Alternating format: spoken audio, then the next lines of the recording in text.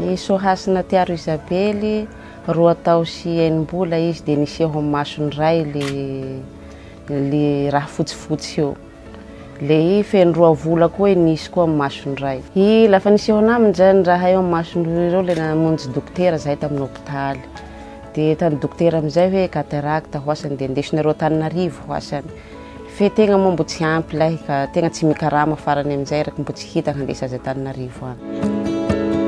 À 6 ans, Isabelle est atteinte de cataracte bilatérale.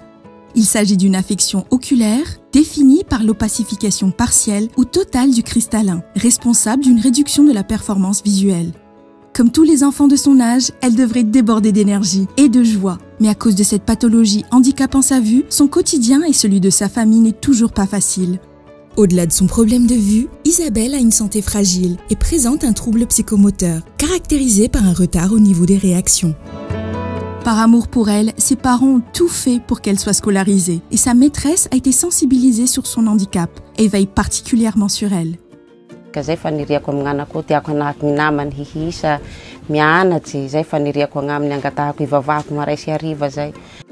Grâce au projet Maïta pédiatrique, fruit de la collaboration entre CBM, présent à Madagascar depuis 1981, et l'hôpital médico-chirurgical Salfa, Tanaba-au-Tuléar dans le sud de Madagascar, Isabelle aura la chance de se faire opérer de sa cataracte, dans l'espoir de retrouver la vue et un rythme de vie normal. CBM a ainsi financé l'acquisition de matériel pour le bloc opératoire permettant de réaliser des interventions chirurgicales dans le respect des normes. Isabelle sera donc opérée dans l'unité ophtalmologique au Salfa. L'intervention va durer environ 15 minutes. Au même moment, à l'extérieur de la salle d'opération, les parents inquiets attendent impatiemment de voir leur fils sortir du bloc opératoire.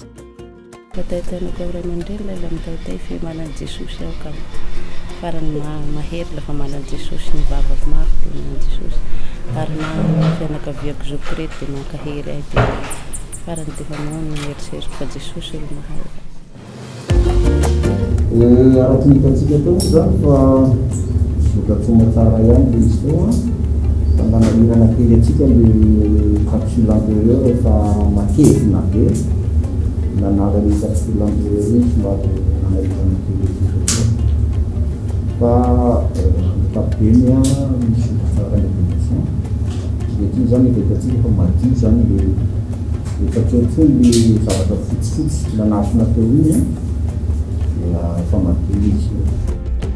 Le lendemain de l'opération, le pansement oculaire d'Isabelle a été enlevé.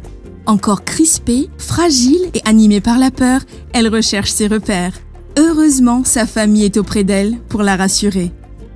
Nous avons retrouvé Isabelle et sa famille quelques mois après son opération, lors d'un contrôle de routine chez le médecin. Tout va bien pour Isabelle.